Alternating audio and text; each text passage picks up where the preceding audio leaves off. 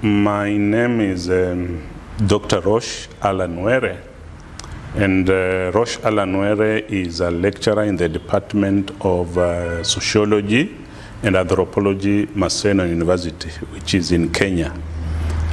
Basically, I'm a disability rights advocate, and I've done quite a bit in the area of disability. Even my PhD thesis was on social experiences of children with physical disabilities in special primary schools. So, and I've also published extensively in the area of disability in peer-reviewed journals. And largely, I also engage in community service, particularly as it relates to people with a disability. Thank you. Thank you very much, Dr. For you to rise to that level of a professor or a lecturer, Dr. It has taken a lot. Paint a picture for us back in the days. How is it like, and when you compare it to now in terms of disability? Let it be two-way, disability advocacy and also growing up as a person with a disability. Thank you. As you know, in Kenya, growing up as a person with a disability is shrouded with a lot of negativities.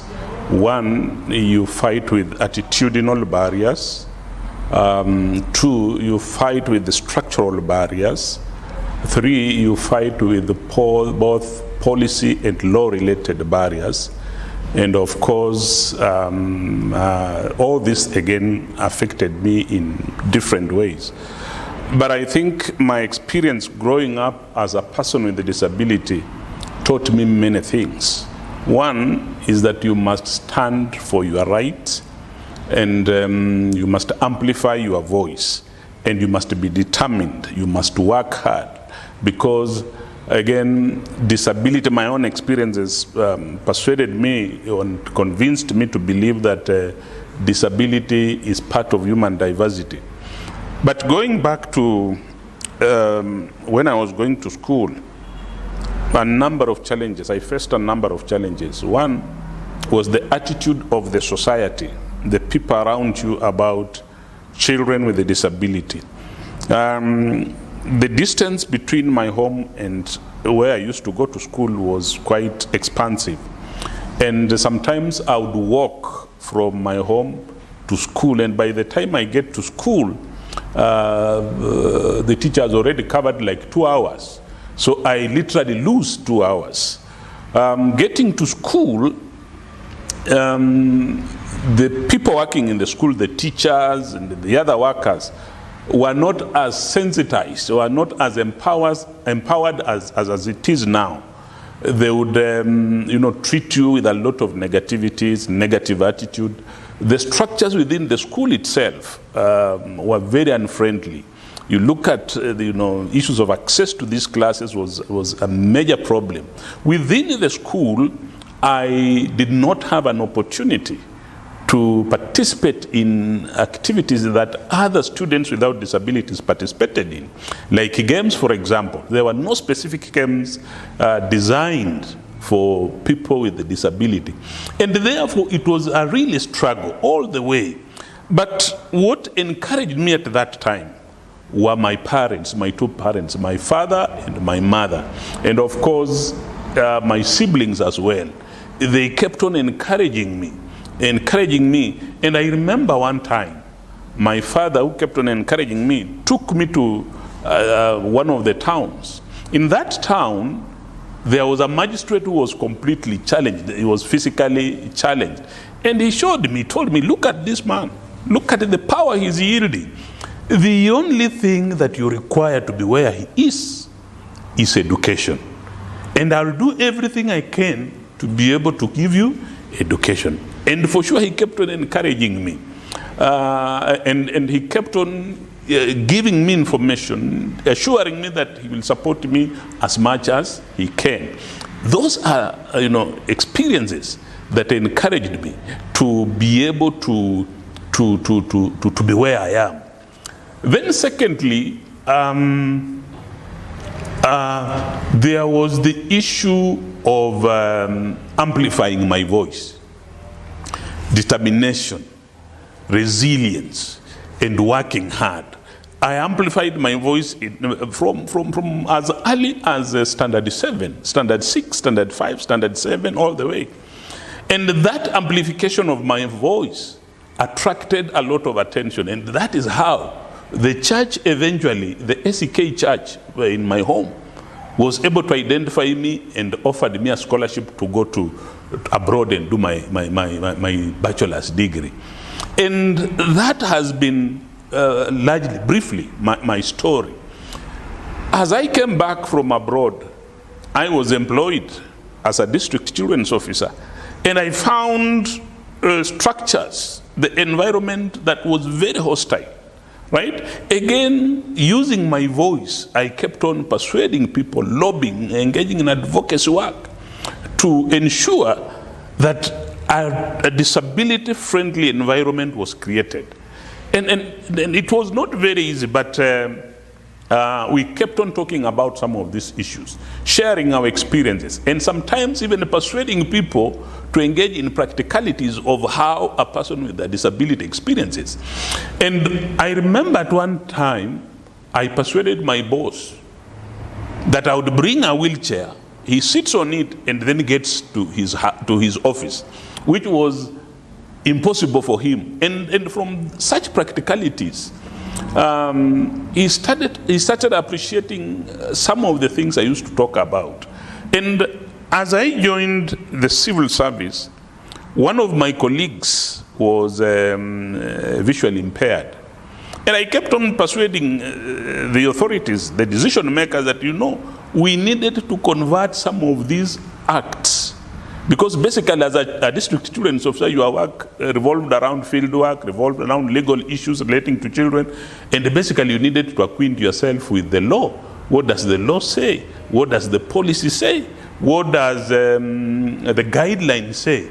So if these documents were not in Braille form, then it was unfair, it was unjustifiable for the government to expect a colleague who was visually impaired to perform his duties diligently without creating a level playing ground. And therefore things went on for some time until I retired. I not really retiring, I left the government and joined the civil society organization, again for children with, the organization was dealing with the rights of children. My experiences there again were almost similar to what I've already narrated. This was an organization that was dealing with children, but they were not disability friendly, right? Whenever they would engage children in activities like workshops or any other activities, they largely excluded children with the disabilities. And therefore, some of these issues provoked me, persuaded me to engage in enhanced lobbying, enhanced advocacy. And now disability inclusion actually has become part and parcel of what I do, including my current job, where we are persuading the decision makers to ensure that there is a disability-friendly environment for young people who join the university to feel comfortable and to be able to participate in issues that affect them, in issues that other students, other members of staff participate in, because this is an entitlement. And therefore, we are lucky because as at now, the laws exist. The UN Convention on the Rights of People with Disability exists. Kenya is a signatory and has ratified it. We have all the other legal framework that Kenya is a party to. And therefore, we even have the Constitution, Article 54. We even have the Persons with Disabilities Act. And even in Kisumu County, we have Kisumu County Persons with Disabilities Act.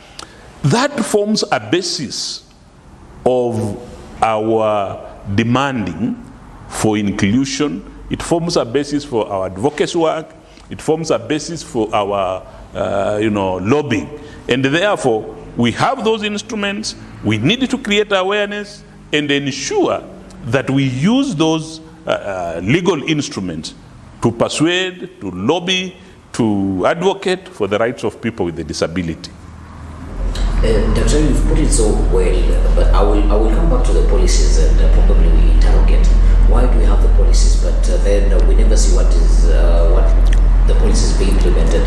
I would like to take you a little bit back on your dad taking you to see a magistrate. I believe, you could correct me if I'm wrong, this is an age that disability wasn't that mainstream, so you couldn't know of a role model, or you couldn't see people who are like you would say that I am going to model this particular person. For you at that tender age, what did it mean for you, and how would you make sure that in this day and age that there are enough people with disabilities that people could be able to look up to? And if you do not mind, is the magistrate still alive? Could you drop a name? Yeah. The magistrate is still alive, but I would be hesitant to mention his name because I've not sought his permission. But he's still alive, and he has been one of the people who has, role modeled me, because I realized when I saw him and the power he yielded at that time. Magistrate was a very senior judicial official. And at that time, that was a very powerful person. And when I actually went there and saw him, saw the power he was yielding, the police saluting him, and when he comes into the courtroom, everybody stands. That really encouraged me. I realized, and my father told me, you see what is happening. So I don't want you to look at your disability. I want you to focus on education, and with education, the sky is the limit. So that again pushed me, gave me the impetus to fight on and make sure that I acquire a degree, I acquire masters, I acquire PhD, and for sure that encouragement that I received from my dad worked miracles. And it is because of that empowerment, it is because of education, the knowledge that I have, the skills that I have exposed me to the world. And therefore I'm able to talk about disability with a lot of confidence, and it is not a curse. So education is an empowerment tool that people with a disability must be allowed to access, and that policies must be put in place to ensure that every child with a disability gets this tool. The tool I'm referring to as education, that actually empowers you. It has empowered me to build my arguments, to amplify my voice, to be able to use, to read these legal instruments, and be able to use them to persuade people to protect and promote the rights of people with a disability. Yes. Class 6, class 5. I would say, I will use myself as an example. I wouldn't say that I was timid, but I wasn't that outspoken. You're different. How do you rise from that level? And you are in this institution where teachers look at you differently, fellow students look at you differently. You have to walk for over 2 hours to get to a single class or to go to school. What clicks in your mind and say, no, I gotta do something for myself, and then you start building that traction where you start advocating for yourself in the school system? The positive attitude of my parents was sufficient, and the support I got from my siblings was sufficient. And that episode, that experience, that lived experience that I've narrated actually acted as a miracle. It pushed me to realize that I have a lot of potential.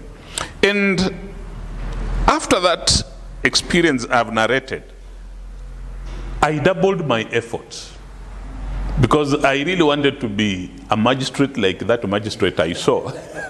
Right? And therefore, for me to be able to do law, I really had to double my efforts. And that really worked for me. I actually realized, sometimes I look at my reports, and it is very interesting and encouraging, because I realized I graduated from being number 20, and I graduated to number 10, 11. I think that encouraged me. And because my father would every day encourage me, tell me that the only tool now that you have to be where that magistrate is education.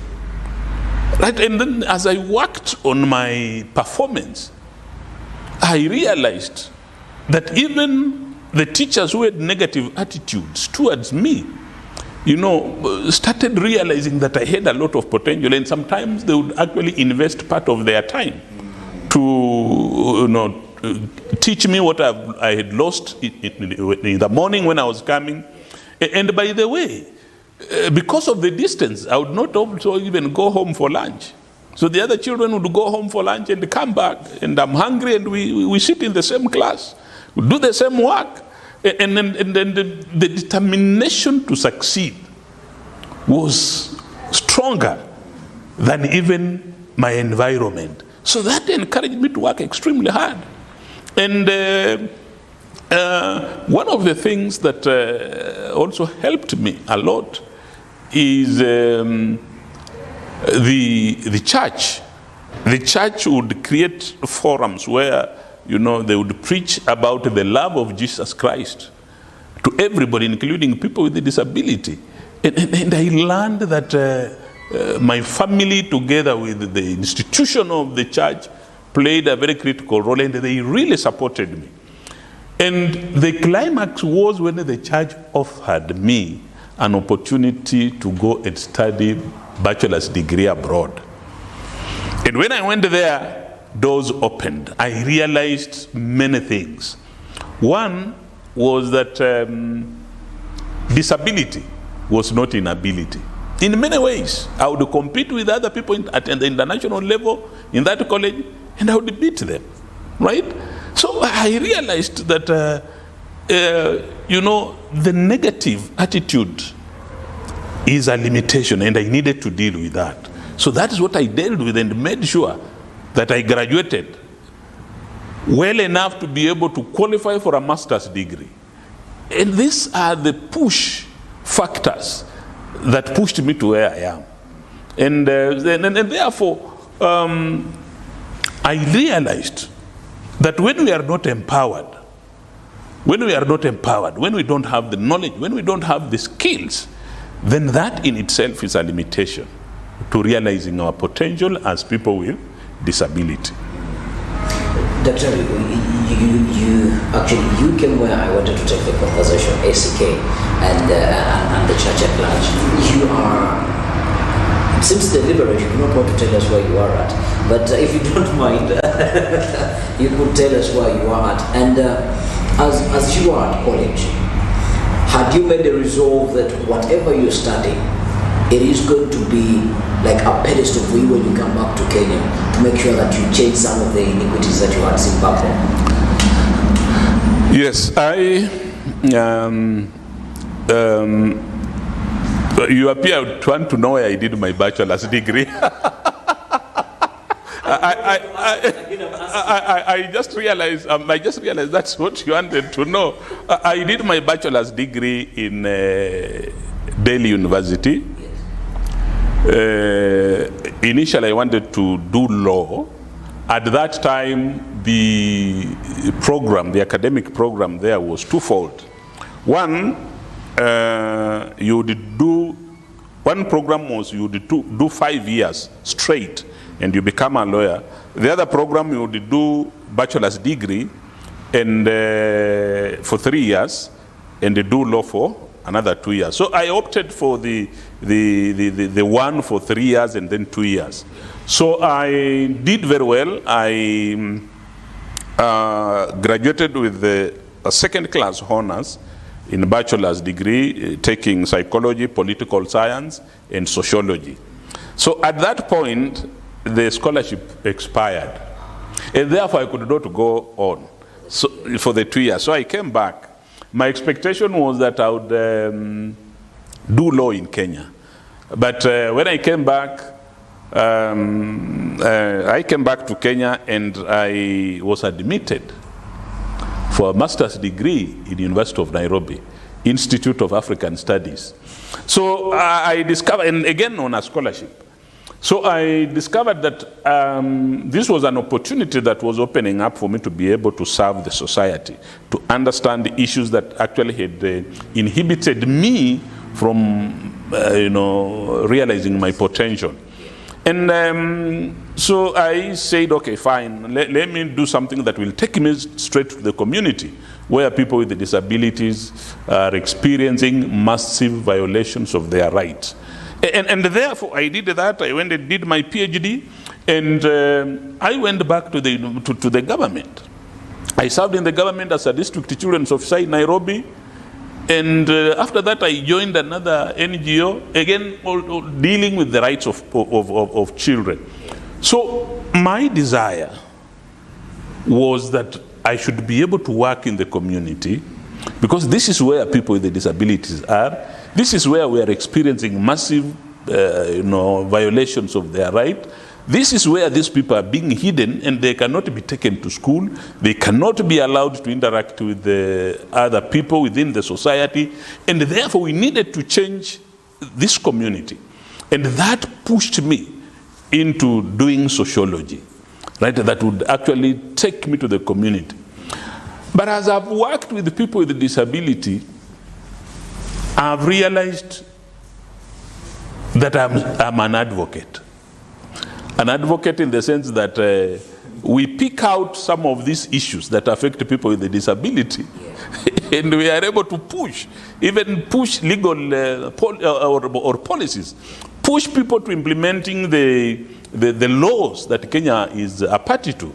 And therefore, every other time we are speaking about people with a disability, we are speaking about issues of disability. In fact, in my current place of work, when you come there and talk about disability, they'll tell you there is a professor somewhere in sociology. That is the person who can discuss those issues. And I'm happy, because at least somebody recognizes that I wake up, I eat disability, I speak disability, and anytime we are engaged in a conversation, anytime a policy is being made, I would always ask very tough questions. Where is the representation of people with disability? Why are they not here? What is the basis? And those questions have worked magic. They have made many people, many stakeholders, to think about inclusivity, to think about people with a disability as pertinent and relevant stakeholders in development issues. Recently, I had a conversation with some stakeholders in Kisumu, and I have raised a number of things. There are development projects taking place. What is the place of people with disability? And I have cited one of the projects, which I can also cite here. And because you are around Kisumu, you can go and find out whether what I'm talking about is true. Roads. The road from Kondele to State House. It was well done. But there is no provision. The road is not accommodative for people with disability. Right? So the question I'm asking the decision makers is why? These are citizens. If these constructions are being done for citizens, and the people with the disability are part of the citizenry, there is no basis, there is no justification why they should be excluded. If you are coming from Kondele and you want to go to Avenue Hospital, for example, you are on a wheelchair, you have to go all the way to town, get a roundabout, turn and come back.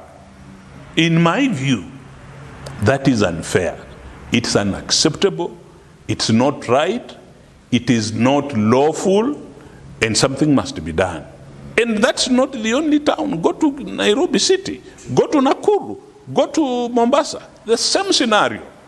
And the reason is fairly simple, is that in terms of planning, when these projects are being planned, when they are being implemented, when the monitoring is going on, And when the evaluation is being done, there is the absence of the voice of people with disabilities. And therefore, we must call out those in decision-making positions to realize that 15 to 20% of any population, according to the World Report on Disability 2011, constitute people with a disability. So you cannot afford to ignore them. If you are talking of development, you cannot afford to ignore people with a disability. If you want to realize the SDGs, you cannot afford to ignore people with a disability. We must take deliberate efforts to ensure that they are part and parcel of our development agenda as a country. Definitely, we could sit through a whole day to have this conversation. Yes. But to cut it short, and we'll probably organize for a totally different time to have the conversation, make it more extensive. As we're winding up, 3 key issues, or just one key issue that you believe in the experience that you've amassed, the knowledge that you would have amassed. If we only have one stone to throw at inclusion to work, what stone would that be, and what would we be aiming at? Let's change the mindset towards disability. Let's change the mindset the society has about people with a disability. Let's mainstream disability issues in all our institutions, all our endeavors. We must ensure that disability issues are mainstreamed.